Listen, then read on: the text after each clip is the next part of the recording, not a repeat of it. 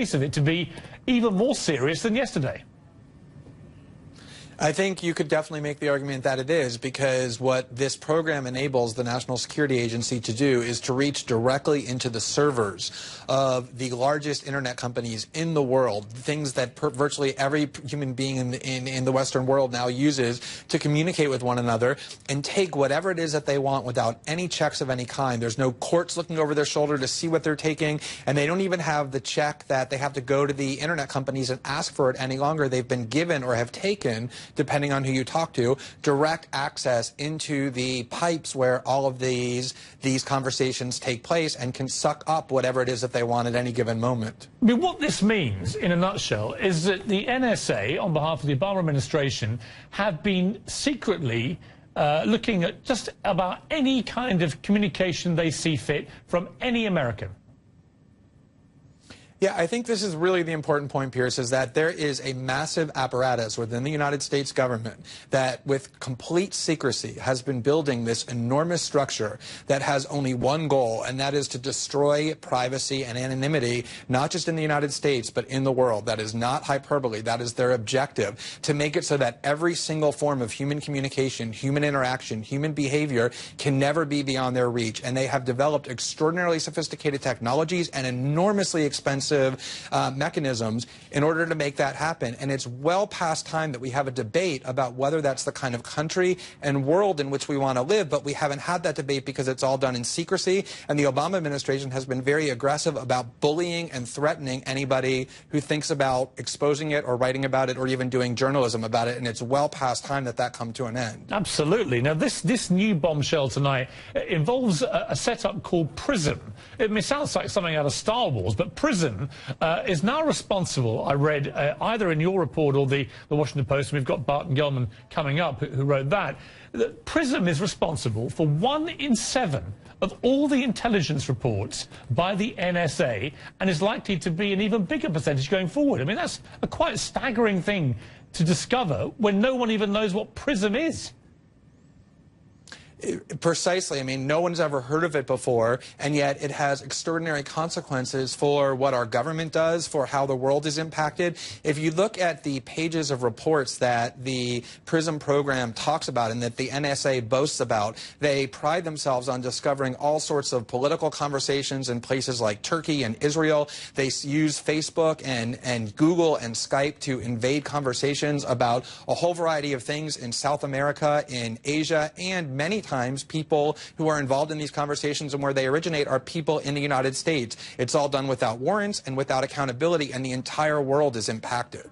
Now, I've got to ask you this, because we've seen what's happened to AP journalists and to Mr. Rosen at Fox News. Are you worried now that they're going to come after you, Big Brother style, try and come after your sources?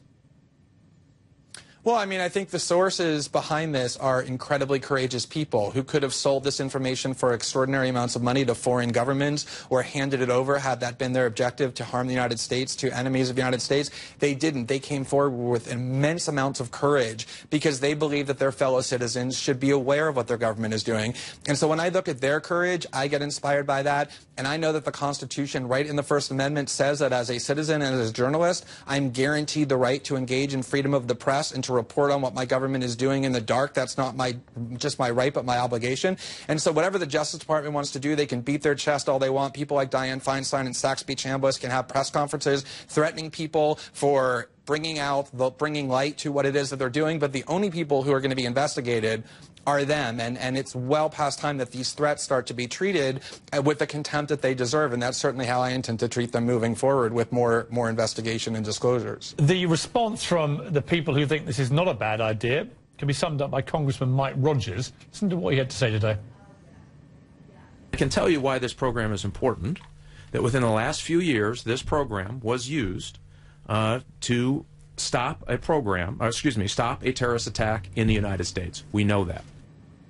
I mean, we don't know what that is, and it's the kind of thing you'd expect him to trot out, I guess. But, I mean, what is your reaction to that? Well, it's fascinating that the most right-wing members of the Congress, like Mike Rogers and Lindsey Graham, have become the administration's most vocal defenders, the Obama administration's most vocal defenders, because it's a right-wing mentality that says that we should just trust the government to know everything about us in the name of security.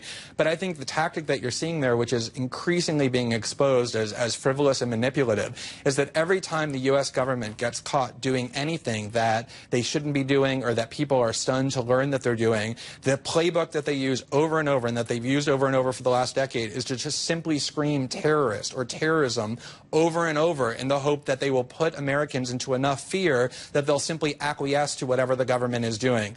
And I think it's critically important that Americans understand that this quote-unquote threat is one that is less likely to kill them than things like a lightning strike or a bathtub accident, and that it's time to stop allowing the U.S. government to get more and more power for itself and destroy more and more of our rights simply by invoking this terrorist canard over and over and over again.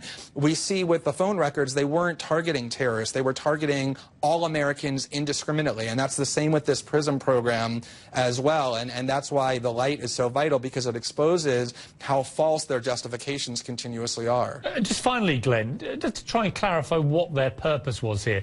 Was their primary purpose to root out Americans who may be up to no good, or foreigners who are up to no good? Well, under the surveillance law that passed in 2008, that a bipartisan Congress passed, they eliminated the warrant requirement for all conversations except ones that take place by and among Americans exclusively on American soil. So they don't need warrants now for people who are foreigners outside of the U.S., but they also don't need warrants for Americans who are in the United States communicating with people reasonably believed to be outside of the U.S. So these programs almost certainly, such as the PRISM one, almost certainly are sweeping up conversations of American citizens on U.S. soil, as long as the NSA decides that the person they're talking to probably is outside the U.S. But again, the fact that there are no checks, no oversight about who's looking over the NSA's shoulder, means that they can take whatever they want. And the fact that it's all behind a wall of secrecy and they threaten people who want to expose it means that whatever they're doing, even violating the law, is something that we're unlikely to know until we start having real investigations and real transparency into what it is that the government is doing. That's what we need first and foremost. Glenn Greenwald, congratulations again on exposing what is a true scandal. I appreciate you joining me.